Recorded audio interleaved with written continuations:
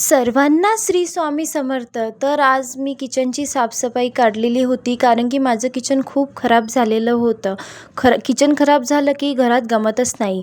दीदीला ताप होती तर दीदी खूप चिडचिड करत होती.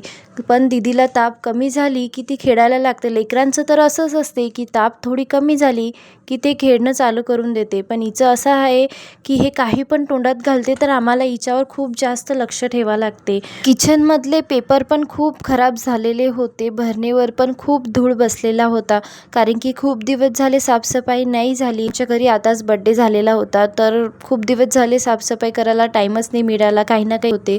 माझ्यासाठी तर स्वच्छ किचन म्हणजे फक्त भांडी नाही, तर आपल्या कुटुंबाच्या आरोग्याची काळजी म्हणजेच किचनची साफसफाई माझ्यासाठी तर खूप महत्त्वाची आहे.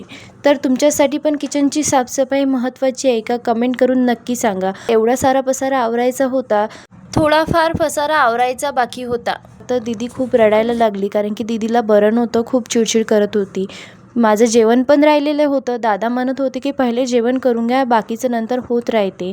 तर आम्ही जेवण करायला बसलो होतो. दीदी तोपर्यंत ते तरी बरं जेवण करेपर्यंत मस्त खेळली ती. ते सर्व झालं तर हे बघा माझं किचन पूर्ण साफ झालं. तुम्हाला कसं वाटलं माझं किचन? कमेंट करून नक्की सांगा. मग दीदी पण थोडीशी झोपली, तर ती झोपली होती तर मी 2-3 साड्या बघितल्या ऑनलाईन. कशा आहे कमेंट करून नक्की सांगा. ही बघा साडी. तर आजसाठी एवढंच. भेटूया नंतरच्या ब्लॉगमध्ये. Bye bye.